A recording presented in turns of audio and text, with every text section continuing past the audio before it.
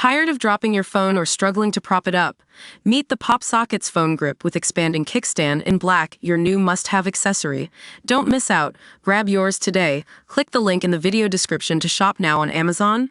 Investors are abuzz with research calls that could make a big impact on the markets, and we've got the scoop on what's happening at Yahoo Finance. Qualcomm is one of the top stories making headlines today, as Seaport Research initiated coverage with a neutral rating, which might seem like a downgrade, but actually signals cautious optimism for the tech giant's core market.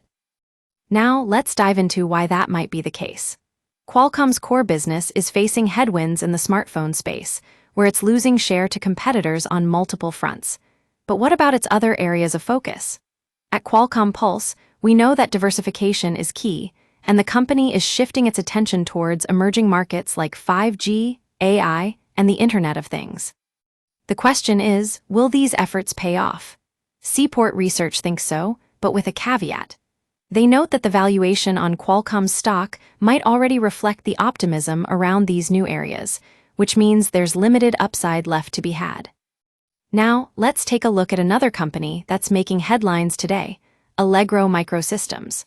Morgan Stanley has resumed coverage of this stock with an equal weight rating and a price target of $23, citing optimism about Allegro's prospects over the coming years. But what makes Allegro so special?